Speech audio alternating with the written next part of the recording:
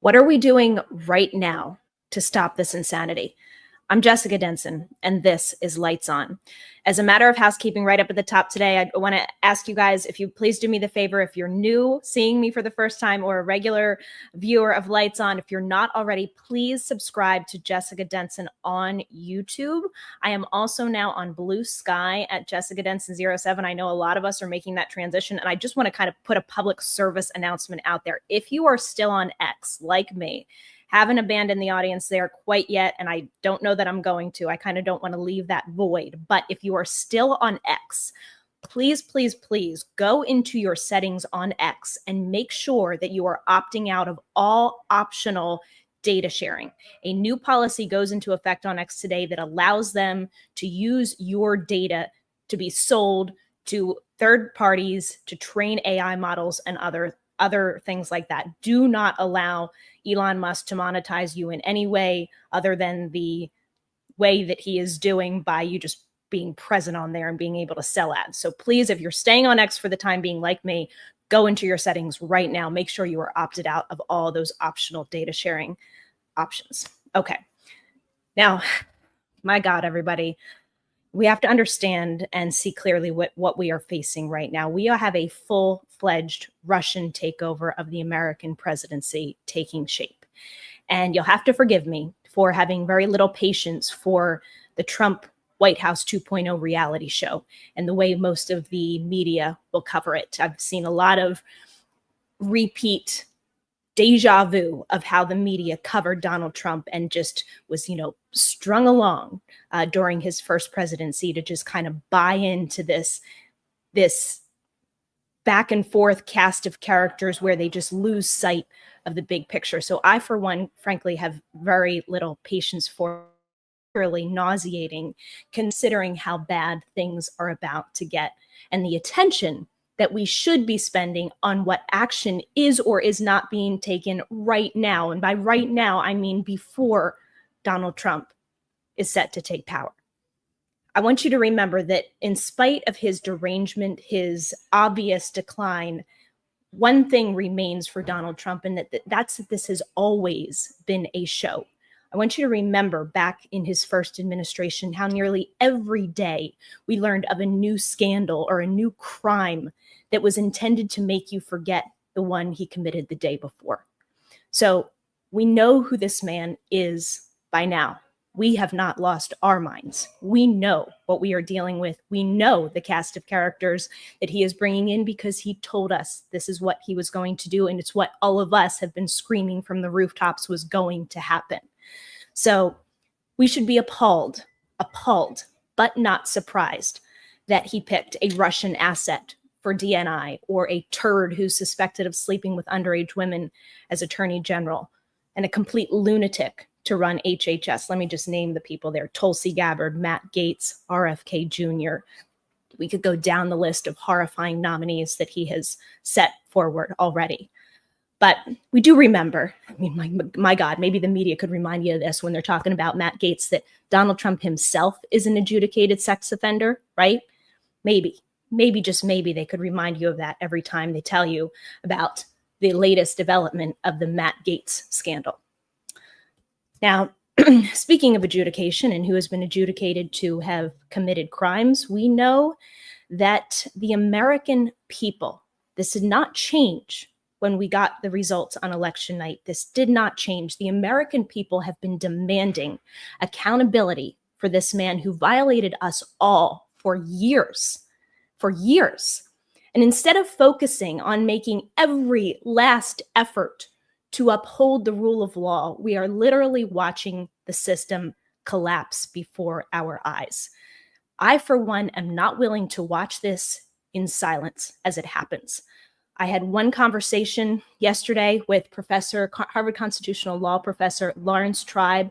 It is exclusively on the Jessica Denson YouTube channel. We're going to play a clip of it here today, but I focused so much of that conversation on why we would be obeying in advance. And Professor Tribe was very adamant with me that he agrees that we should not be obeying in advance to any of the naked power grabs that Donald Trump is about to take, and why the justice system should play out whether it's in the case of Jack Smith or the sentencing in New York or any other number of guardrails that are currently in place that good faith public servants, if they only have the spine and the will, could use to not lay down in the face of a Russian-backed felon tyrant who is about to take power and install a horde of very, very dangerous people into our government. So we're going to be spending a good chunk of time today on that. I strongly encourage that you go over to the Jessica Denson YouTube channel if you're watching this on Might As Such and see that full interview. It is very, very important. And I hope that everybody that needs to hear that conversation is listening. Now, if you're like me, you were a little bit disgusted when you saw this week President Biden roll out the welcome mat for Donald Trump at the People's House. This time 4 years ago, Donald Trump was spreading election lies he knew were false, had the GSA block a transition during a pandemic. Remember that? The head of the GSA, the woman that would not let the Biden administration transition team get all of the needed information that they needed. And by the way, we're going to talk about the scandal of the ethics violation of ethics laws that's going on right now with the Trump transition. But Donald Trump didn't even allow President Biden to come to the White House. He didn't even attend his inauguration. He was, during this time 4 years ago, planning and egging on a violent insurrection of our nation's capital. During President Biden's presidency, he has given eloquent and poignant speeches. Remember that speech at Philadelphia that we all were so happy to hear his clarity about these issues, warning us about the threat that Donald Trump posed to democracy? Did that all just evaporate when the Kremlin succeeded in installing Donald Trump as our next president? No, it absolutely did not. I mean, what the hell, President Biden? Seriously. I mean, you did not have to invite this man for a chummy happy hour at the White House, or I think it was something like 2 hours. Very, very sad. I don't know what other word to ascribe to this. Very, very sad images coming out of the White House this week with President Biden and Donald Trump. But more than that, more than the imagery, what I'm really concerned with is what is going on in the Justice Department, which, as I mentioned, we're going to talk about today, what should be happening as the Justice Department prepares to be taken over by God only knows someone like Matt Gaetz. And we're going to talk about the possibility that some of these insane appointments could go through and what would have to happen to stop them. But this Justice Department, just imagine if the people with good faith objectives to protect the rule of law and the American people from the fascist Russian takeover that's about to take place just had a fraction of the spine that the bad will people who were about to destroy it all and burn it all down had. Imagine if President Biden in these final hours, and by the way, Laurence Tribe had some choice words for Merrick Garland, who was a student of his. You definitely have to hear them. Imagine if President Biden said, "Adios, Merrick Garland. I'm appointing a acting attorney general, someone who cares about everything that is flying in the face of the rule of law, the election interference from Elon Musk using millions of dollars of his own money to buy votes in Pennsylvania." His meeting with a Iranian ambassador, which he did in violation of the Logan Act and is, again, a federal felony. All of the bomb threats, that 67 plus bomb threats to Democratic precincts on election night. How about some really unrestrained, fearless investigation of what is being done to attack us all before you leave power? What about that? What about that? President Biden could go out as a hero, not just for our country, but for literally the world, if he took some bold moves in his final days of office. Instead, smiling photo op with Donald Trump at the White House. My God, I will remind everybody, and we were all here joyfully and hopefully backing Kamala Harris for president as she campaigned and said she was a prosecutor who took on Donald Trump for the people. She said, Donald Trump has always been for himself. I have been for the people. I will remind anybody in power right now, with good faith, public servants up to and including President Biden and Kamala Harris, that they are there for the people. Do not let the people down who are there for you in these final days. Please use every lever of power you can for good in these final days, if they are. I mean, I say that because I am a person of faith, and I honestly think that anything could happen, and we are in very, very uncharted territory. So nothing is written in stone, but we absolutely cannot take this precious 2 months that we have before Donald Trump is, as of now, set to take power and squander it and be distracted by the Trump reality show. I think I wrote a line. I'm not really good at writing jokes, but I thought it's the real White House Lives of Russia is this reality show that we're all about to watch in the Trump White House. And I, for one, will not be watching it, not in the way that most people are in the media are going to try to get you to watch it. So welcome everybody to Lights On. As you can see, I'm out of patience. There's so many patriotic Americans that are standing up and really saying, I'm not going to take this lying down in this moment.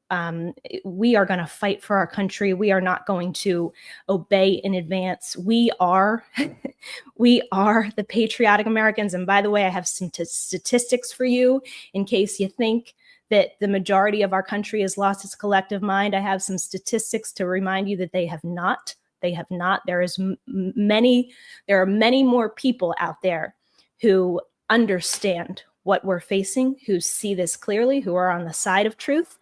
And as I told you last week, there's many, many more who are going to be waking up, and they're going to be some of our best allies. So instead of shaming anybody who was duped by this hypnotic Russian propaganda, I would humbly suggest that you be prepared to welcome them to this fight, because they're going to be more outraged than anyone.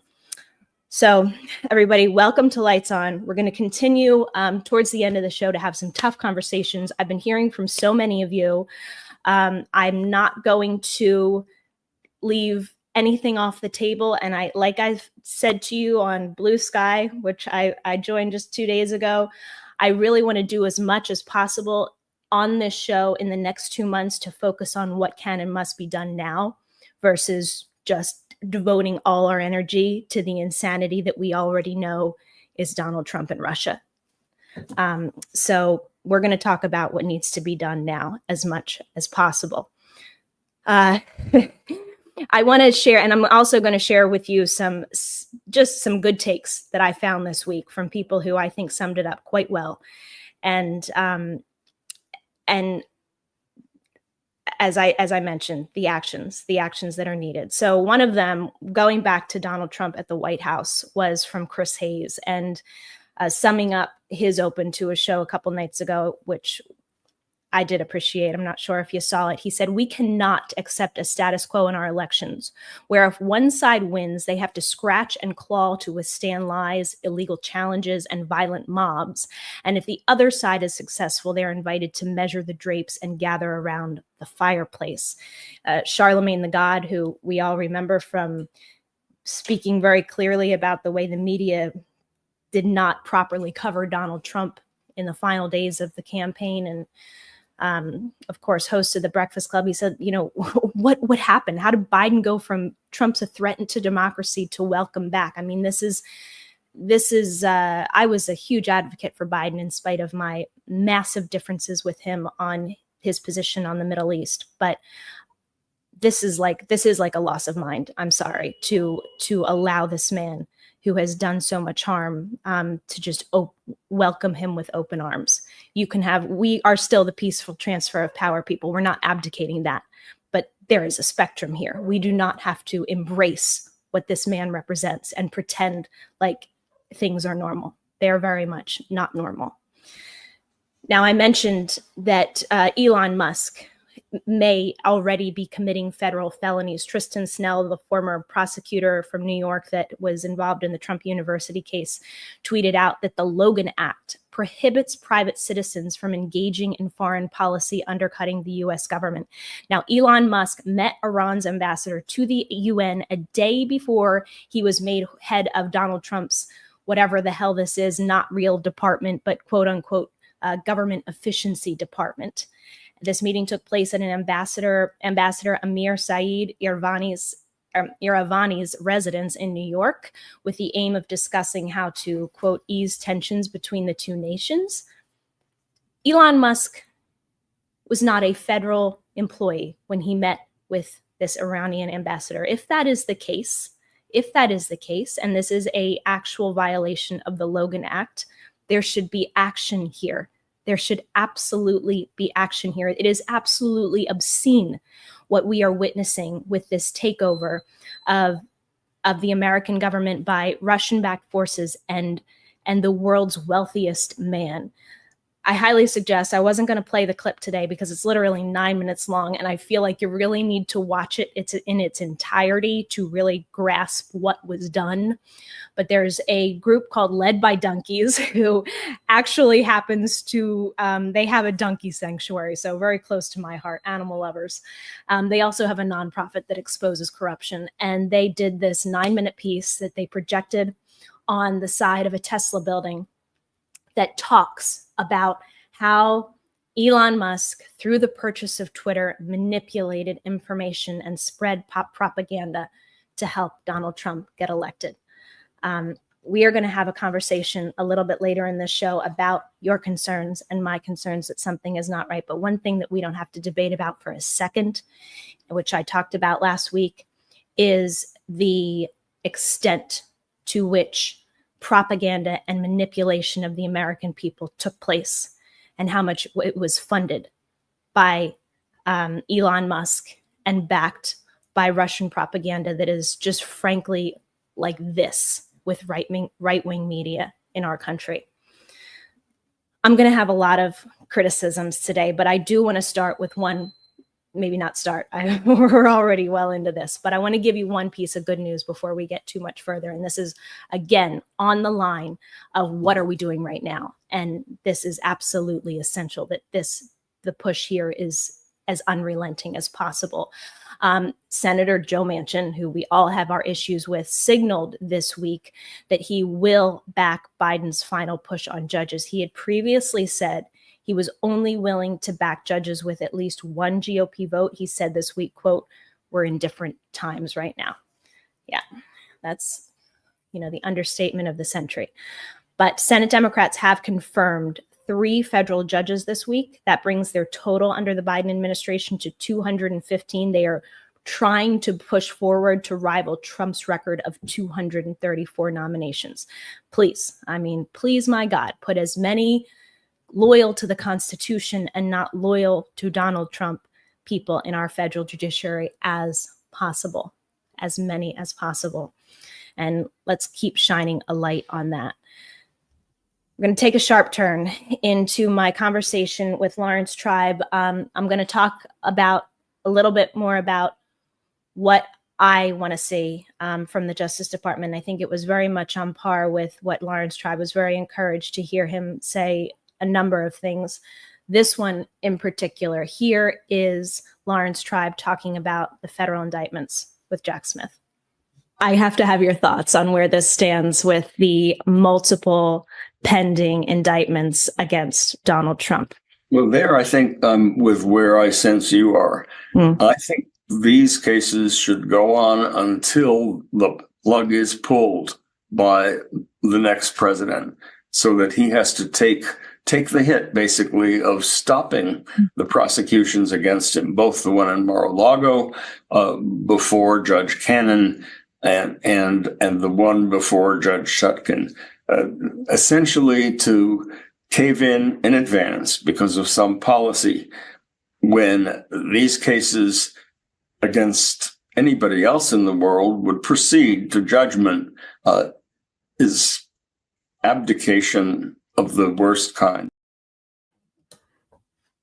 abdication of the worst kind. And it's on par with what I said last week. And I saw some of your comments that were saying, you know, maybe you thought Jack Smith is trying to wrap this up so this case is dismissed without prejudice and the charges could be brought back. And I've had some conversations with lawyers about that comment in particular. And what I will tell you is that, first of all, the chances that this would survive a statute of limitations if it was dismissed at all and is highly unlikely. So it's probably going to get dismissed.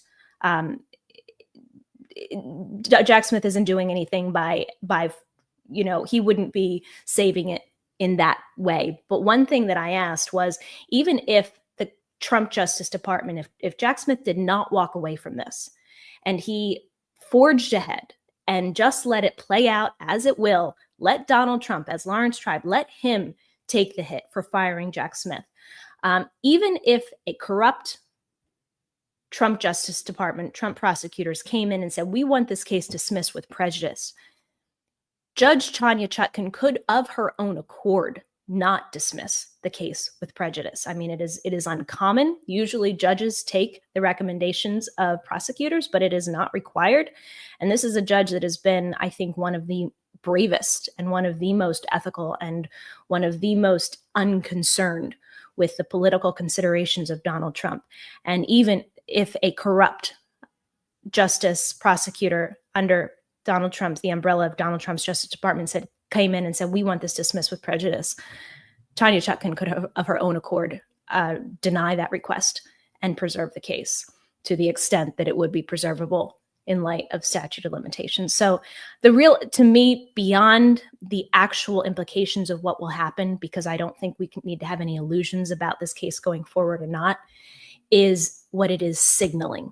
It is what it is signaling to Donald Trump as to what he can get away with. It is what it's signaling to the American people who are so invested, who have been violated by Donald Trump in so many ways.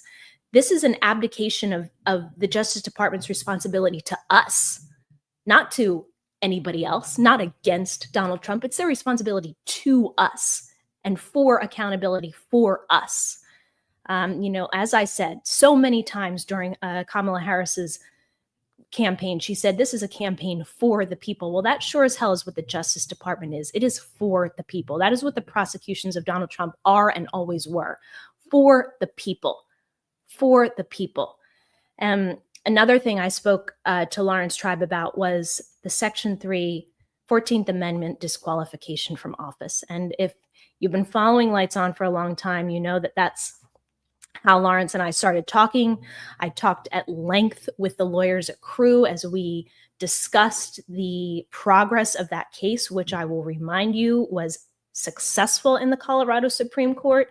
They adjudicated Donald Trump as an insurrectionist. That decision itself was never reversed, was never questioned. The only thing that was reversed was this Supreme Court's illogical conclusion that Section 3 cannot be enforced by states by removing candidates, federal candidates, from ballots. A flawed interpretation of the 14th Amendment, to say the least. And they left it with this kind of vague directive to Congress to be the ones to have to make Section 3 enforceable, which is not in the letter of Section 3 of the Constitution. The Section 3 says that someone who is engaged in insurrection cannot take office. So I highly suggest you go and listen to my conversation with Laurence Tribe about that, because I pressed him on that, and he has his own thoughts about what should or should not be done. But I was also very encouraged to hear what he would support, even if he's not the one taking the action, what he would support. And really just his overarching thought on how we can all stand up to this moment. And he quoted, as I often do, from this little book on tyranny, and that chapter that says, do not obey in advance. Some of you asked me, actually, a couple of you asked me last week, what does do not obey in advance mean? And since you've all been hearing that so much, let me just read you this short little paragraph at the beginning of that chapter. It says, Most of the power of authoritarianism is freely given. In times like these, individuals think ahead. And believe you me, these prosecutors are thinking ahead. The judges are thinking ahead. In times like these, individuals think ahead about what a more repressive government will want, and then offer themselves without being asked. A citizen who adapts in this way is teaching power what it can do. It's everything, my friends. It is everything.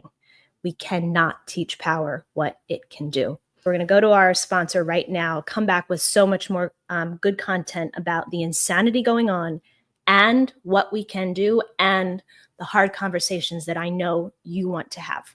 Stay tuned. Okay, you've probably heard by now that Donald Trump has refused to sign ethics pledges. There was a law passed written by Senator Elizabeth Warren that says that certain pledges have to be signed by incoming presidential administrations before they can be granted access to transition materials. And we knew, actually, I think back in September or October, it wasn't being reported widely that the Trump transition and Trump himself was refusing to sign these agreements and meet these deadlines. I have had some conversations with people who are more enlightened about this process than I am. And the conclusion that they've come to, and I really agree, is not only that Donald Trump wants to circumvent the requirements of those agreements, which require that he disclose donors, that the donors to his transition, the funding is limited to there's a cap on it. Of course, he doesn't want to do that. He wants to keep his global business empire and plan to retain his stake in his company during his second term. We, of course, all know that his pretense of divesting from his company was a farce in the first administration, and all of his blatant violations of the emoluments clause, the running of the Trump Hotel in the old post office in Washington, D.C., that was just a slush operation for foreign influence and anybody that wanted to buy influence with the Trump campaign. I mean, any pretense of guardrails that were there the first time are going to be completely gone this time. But one thing beyond just not wanting to comply with those requirements that was pointed out to me is that Donald Trump and his incoming administration do not want to give the Biden administration or the people in power now one shred of heads up to their plans. They do not want us to be able to prepare for it at all.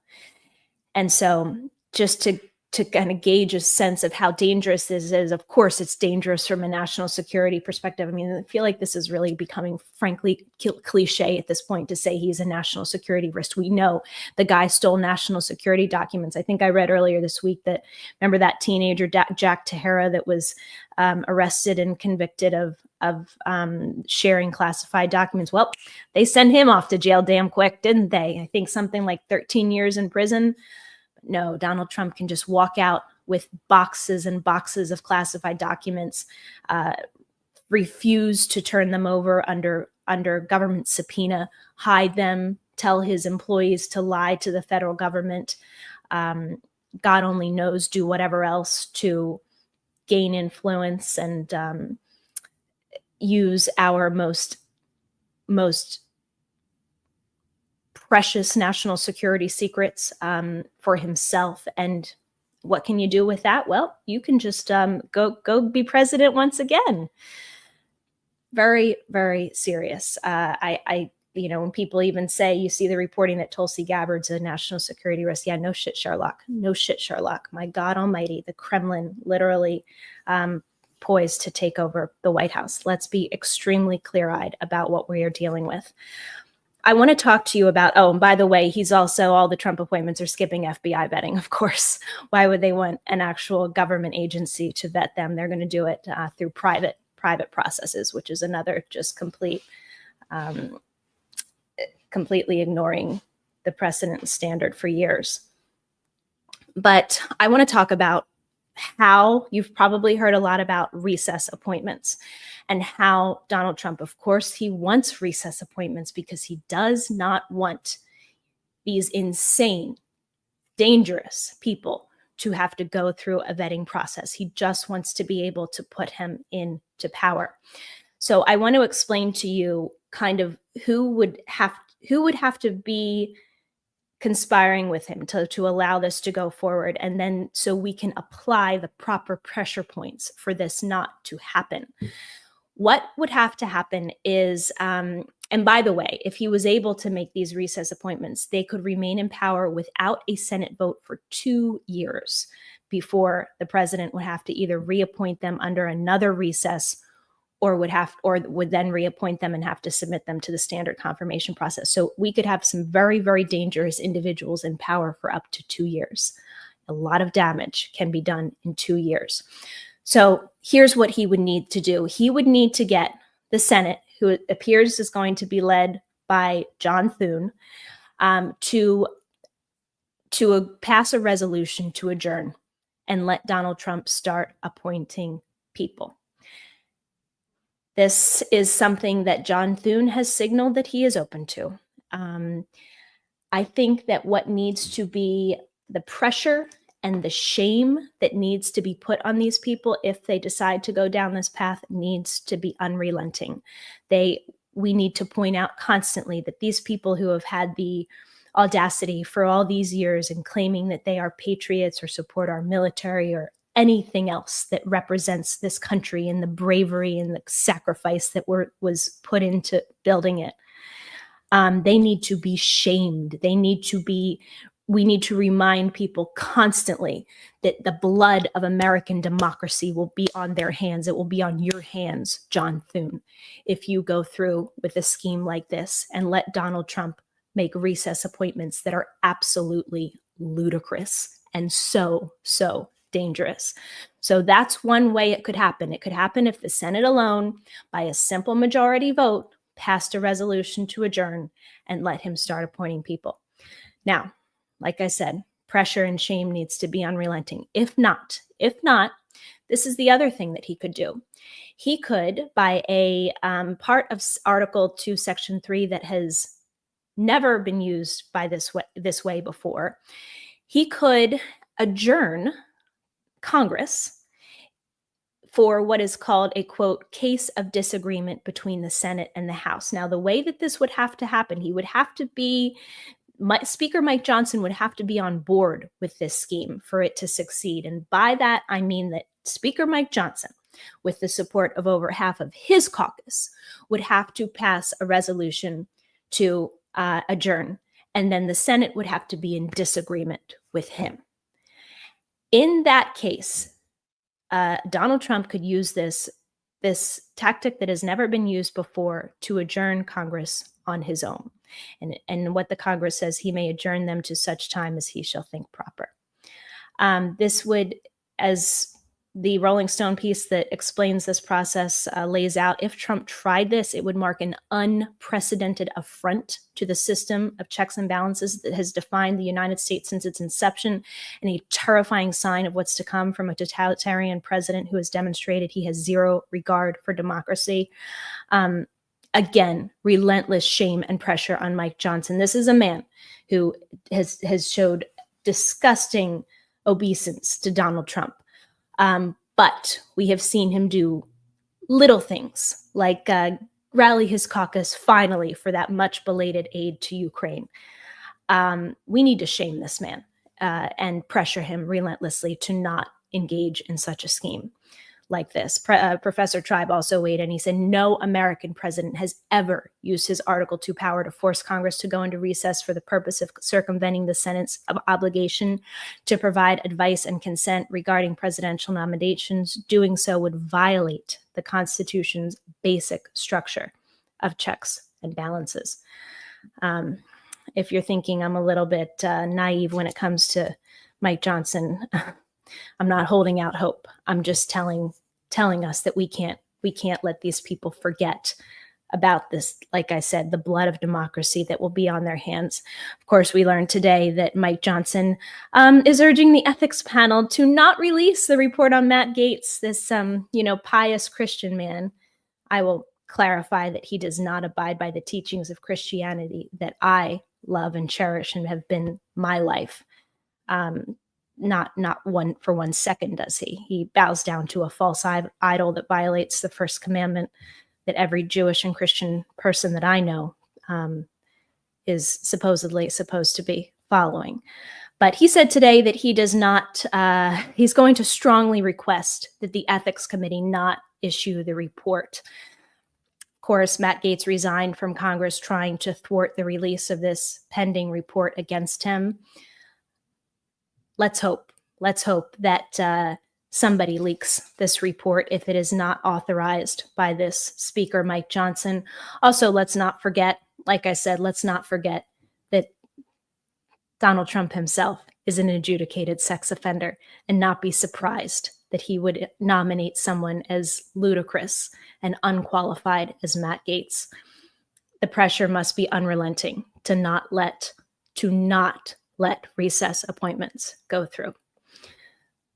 I want to focus for a minute on some of the commentary I've seen about just what an enormous role Russia had in electing Donald Trump. This came out of the Russian news agency right after the election. Putin's presidential aide, Nikolai Patrushev, said, quote, "To achieve success in the election, Donald Trump relied on certain forces to which he has corresponding obligations. As a responsible person, he will be obligated to fulfill them." I mean, literally just laying out how Donald Trump, our set to be next president of the United States, is obligated to the Kremlin, America first, people, right? Russian TV also celebrated his win right in this line of saying, "You're our guy, buddy. You better be watch out, because we're really pulling the strings here." They celebrated his win by showing nude photos of Melania. It's all blackmail, isn't it? I really loved President Zelensky's response to the election and the implications it has. God help the Ukrainians and broader Eastern Europe, for that matter. His reaction to the election of Donald Trump and what this means for Vladimir Putin. Here is Vladimir Zelensky last weekend on Meet the Press. President Zelensky, thank you so much. Before you go, if you want to share, what keeps you going? Do you ever feel defeated? I have a lot of power, but even feeling strong and have a lot of energy, it doesn't mean that we want to fight all our life, because the price is high, like I said, because the war takes the best of us, the best heroes, the best men, women, children. That's it. But we are not ready to give our freedom to this terrorist Putin. That's it. That's why we are fighting. That's it. President Zelensky, thank you so much for your time this morning. We really appreciate it. Thank you. So are we ready to give our freedom to this effing terrorist, Donald Trump? No, do not be ready. And God, I wish that the institutions in power were not ready either. Here's an article from the New Republic a few days after the election, and I think we should keep, this is not old because it's not going anywhere. This is what happened, folks. Are we just ignoring how Russia openly helped Trump on election night? We, of course, know that over 67 Democratic precincts were targeted. Election polling places were temporarily closed down, evacuated. Apparently, some times were extended when these cases happened. But to think that this did not have an effect on the election is just pure delusion. Maybe we could get somebody in the DOJ or the FBI to come out and speak to the American people about this. Let them know that an investigation is being done into this, that we're not all just out here on our own as targets, useful pawns for the Kremlin. We do actually, at least for now, have an active Justice Department that is supposed to uphold the rule of law. This is from Ukrainian politician Maxim Borodin. He said something that I honestly think that we're deceiving ourselves if we do not see the possibility of serious conflict coming in our near future. And as I posit this to you, I want to remind you, like I said at the top, look for unexpected allies.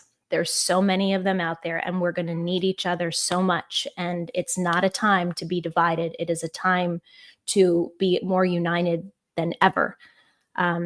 Most of us are going to be united against the insanity that is about to play out. This is Ukrainian politician Maxim Borodin. He said, quote, "I don't want to scare Americans. I'm just telling you our story in Ukraine when we elected a pro-Russian president, Yanukovych. He won by promising people El Dorado in Ukraine. Then he started appointing people to the government, and the main criterion was loyalty. He controlled the courts, police, and Secret Service that were loyal to him. The heads of the Ukrainian Secret Service and the Ministry of Defense, whom he appointed, were completely controlled by people from Russia. Then he started destroying all independent media. And yes, he had a majority to control the Ukrainian parliament. Now you understand why we ended his career with the Ukrainian Revolution, Maidan. I hope that in the US, everything will be different, but you better be prepared for a bad scenario." When he is talking about loyalty there, I'm reminded of something I had in my notes a little bit further back, and I didn't mention when we were talking about ethics pledges and FBI vetting and all this other stuff. Reportedly, Donald Trump is requiring NDAs. He's requiring NDAs of people like generals that are in these offices now. And if these patriotic Americans refuse to sign these NDAs and these loyalty pledges, and I know what a Donald Trump NDA looks like. It is a lifetime pledge of allegiance to one man. Illegal, by the way, the one that I signed and destroyed in the courts. There are going to be many public servants who are unwilling to sign this. And what is he going to do as a result? He's going to fire a lot of these people. He's going to fire a lot of the people that do not give him the loyalty that he is demanding. And what does that leave? It leaves a very dangerous void, like the situation that Mr. Borodin just described. But speaking of all of the people that are on our side, I told you I was going to give you statistics, because any narrative, if this election was right, if the numbers were right, even as they are, any narrative that this was a landslide or a mandate is complete fiction. Complete fiction. As it stands right now, there is a 2-point difference between Trump and Harris. That's still, there's still about 10% of the votes in California to come in. That's still several million votes. So we're not even done counting. But this is far from a landslide. Voter turnout was only at 65%. So if you do the math, that means that Trump won only about 33% of eligible voters. So just have some clarity on the state of mind of this country. For all the hypnosis that I've talked about and that you know that goes on from people that buy into Russian propaganda and right-wing media, it's only about 33% of eligible voters. So take hope in that. We are not alone. There are many more of us than there are of them. And as I have said, we are going to find unlikely allies in this fight who are suffering so much more than we are, frankly, because we are already in the light, as I told you last week, and that is a very powerful, healthy place to be. And they have been blinded.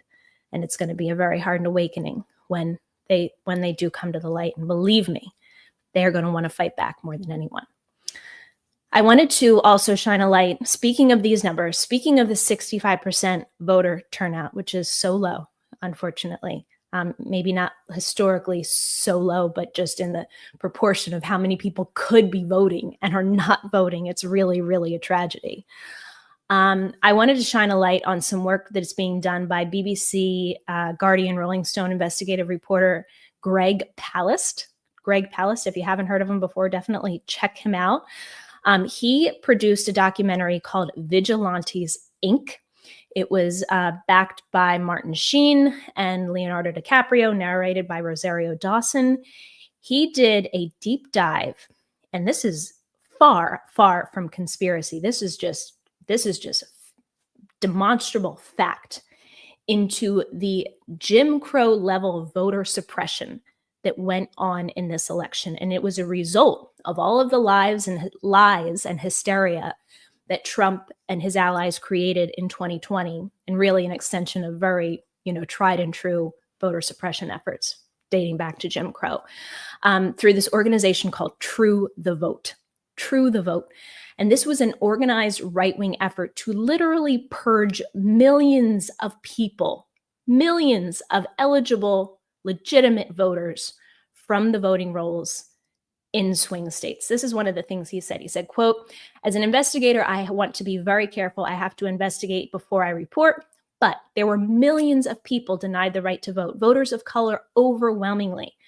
Did this make a difference in states like Pennsylvania? I have to get the numbers. But Nevada, Arizona, Georgia, Wisconsin, Michigan, I really doubt whether Donald Trump won these states with voters or won these states by suppressing the vote. It was a Jim Crow election, and we've got to deal with that." And he, in this documentary, Vigilantes Inc., which I highly recommend, it's on YouTube, you can stream it for free.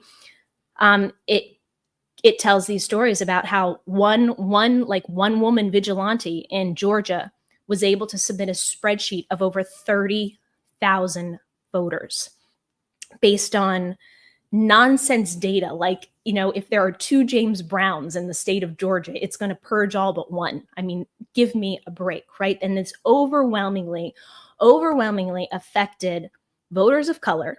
He compared the data that they were trying to purge with actual data of where people actually lived. So while some of the purges may be legitimate, and that's their pretense, is that they're purging people who do not still live in a state or have died, he found that many, many, many of these people that were purged were actual legitimate voters. Something like 330,000 out of 500,000, I believe, in the state of Georgia. Don't quote me on that, but definitely check out Vigilantes Inc.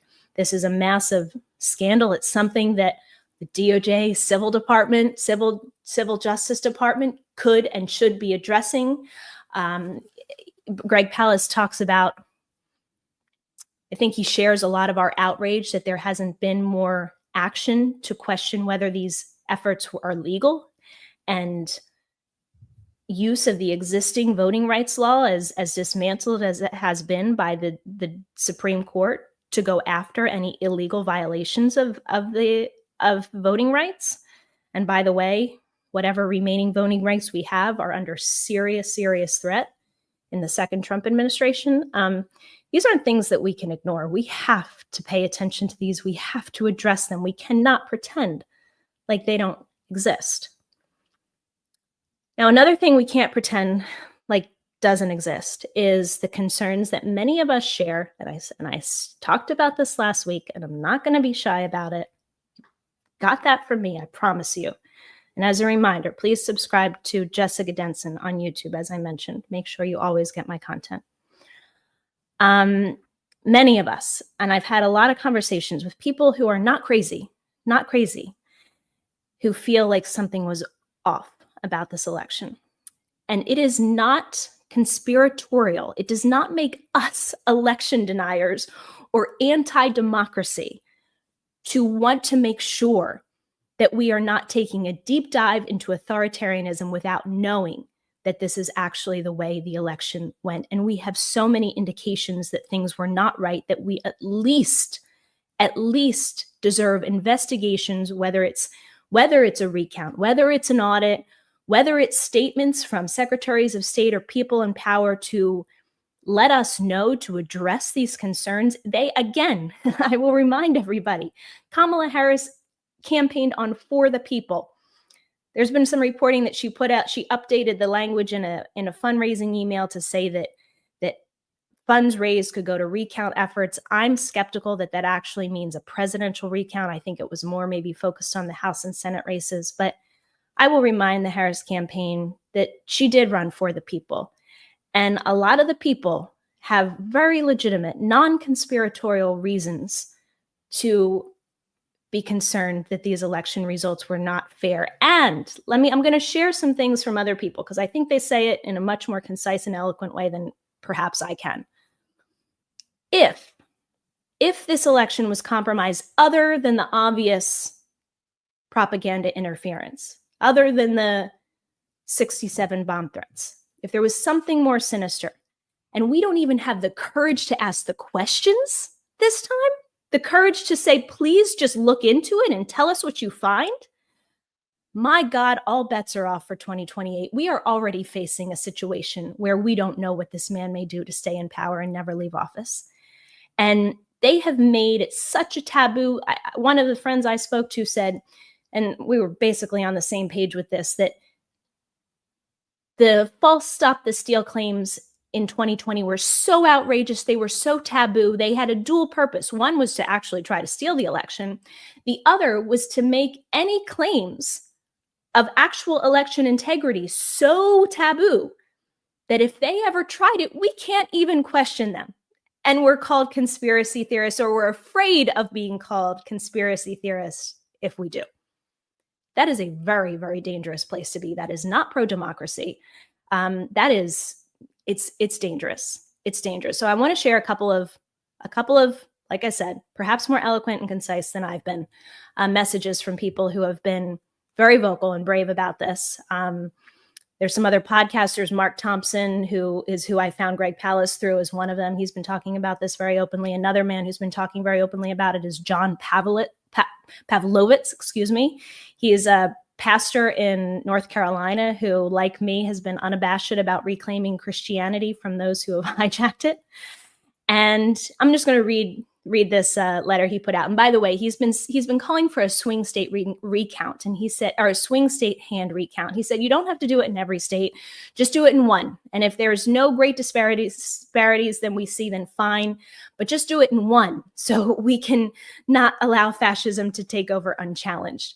Here's a longer letter that he wrote, and I appreciated the summation. He said, quote, stop responding to people who are asking for a recount by saying that that's what Republicans did. We sound like them, as if that's a valid reason to not pursue simple and reasonable efforts to ensure that the votes in swing states were properly tabulated. In 2020, Republicans claimed fraud in advance. They brought 60 plus lawsuits to protest supposed election fraud, nearly all of which were defeated. Despite that, they rioted at the Capitol and proceeded to claim election interference all the way until late into the night on this recent election day. We are nothing like them. This election day, our voting process was interrupted by dozens of documented bomb threats, leading to polling site disruptions and voter intimidation. The results of the swing state votes in several states have Democratic senators getting more votes than Trump, while those states went blue. The number of undervotes would be unprecedented. It is not conspiratorial by any measure to simply want due diligence to ensure the vote tabulation methods were sound, especially given Elon Musk's technological access, as well as Donald Trump's many pre-election claims that he was told he, quote, already has the votes. And I'm sure a lot of you have seen those clips, which are disturbing to say the least, where Donald Trump in the weeks leading up to the election said, I don't need your votes. I already have the votes. I'm not supposed to tell you, but I already have the votes. Continuing from John Pavlovitz. No one is claiming the election was not fair, but there are enough anomalies to ask that the Democrats make a modicum of an effort to confirm the results, especially with the dire consequences of a second Trump term. The efforts to shame people who want and deserve to be assured that their votes were counted just because the other side has trafficked in phony election fraud accusations isn't a good reason not to do everything possible to test the system. It's important. It impacts the future of this nation. We deserve swing state hand recounts. So I'm there with John Pavlovitz. I don't know. I think a recount is a great place to start. If audits are warranted, they should be done. We shouldn't be afraid of them. All of the Democratic secretaries of state who are so clear about, election not being election deniers and as separating fake election integrity claims in 2020 should have the same courage to come out now and address legitimate concerns. For God's sake, it's the least we can do as we take this deep dive, as I feel like a broken record I'm saying over and over again. I'm going to share just one more brief excerpt from a viewer, a supporter who shared this with me today. Her name's Kelly. She wrote a letter to the White House. She said, I'm requesting that the election results be investigated for fraud, corruption, and interference. The numbers don't make sense. When I look at the demographics in towns in Massachusetts, very similar ones have very different results, and I've never seen so many towns turn red here. They don't make sense whatsoever. So she's giving a particular explanation in her state. But I loved what she said about her personal experience, because this is what it is. It is for the people. This is about us. She said, I've lived my life as an American. My father and grandfathers proudly served in the military here. My parents lived abroad in Germany while my father was stationed there, and he later became a historian. When I was far too young to hear it, he read me the First They Came For poem and explained to me that it was my job as a human being to stand up for those who are marginalized or who can't stand up for themselves. And I've thought of that nearly every day since. My father lived his life speaking up for others, and now I do the same as a therapist for high acuity women. Today, I'm asking you to stand up for me, for us, for the citizens of the country we love, and please investigate this election for fraud, corruption, and interference. If this goes unchecked, we may never get another chance to do what's right, to stand up for this great nation and protect the rights of our citizens. So thank you to Kelly for sharing that with me. Thank you to everybody who's been reaching out. I even want to thank you guys. You guys are so amazing last week. I didn't even ask you for support, and you guys were sending me support, which was really, really beautiful. If you get into the end of the show and you still don't know who I am, I lived Donald Trump's retribution firsthand the first time. So I know how dark this can get, and I know it's going to get a lot worse than it was the first time round. So I want to thank you in advance for all of that. We got to be fearless right now. We can't wait until he takes power. Now is the time. What are we doing now to shore up our defenses and to demand that the people who have said all this time that they're for us and they're the good guys actually are the good guys? Because good guys doesn't mean laying down and doing nothing. Good guys means having a spine, having moral courage, acting on the truth that you profess and the democracy that you believe in. Act on it. A democracy is an action. It's not a word. And it is absolutely pro-democracy to demand that everything is right as we go forward into this unthinkable territory that we're about to enter. So thank you, everybody, so much for joining me today on Lights On. If you do want to support me, which I'm going to need, thank you so much. We're forging ahead. I have an active lawsuit against Donald Trump's campaign still in the New York state courts, and I'm not going anywhere with that lawsuit, believe you me.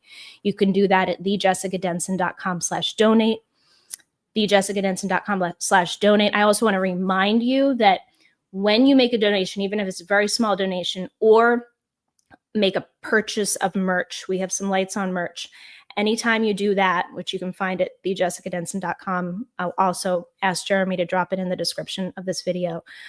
Anytime you do that, we're making contact. I have your name, I have your email. So I will never send you spam email. That's not what I'm saying, but that's a good way if you want to stay in touch with me for very important updates. If I have ever had a very urgent or important update to share with you, if you've ever made contact with me through either of those, through a merch purchase or a donation, as small as it may be, we have a great way to stay in touch. So thank you all so much for your support and love. It means the world to me. You are not alone. As I told you last week, don't be afraid. Don't be stupid. Don't be naive, but don't be afraid. Don't be afraid, my friends. Truth is power. And we stand in that truth. We stand in that light. So let's stay there and let's be brave. This time that we're coming up to is really going to separate those of us who have the courage and that fire from those who are afraid. And I just want to tell you, we all have it in us. So let's conjure it up. Let's get it. And we're in this together. You are not alone. You are not alone. God bless you. Have a beautiful weekend. And as always, especially now, let your light shine.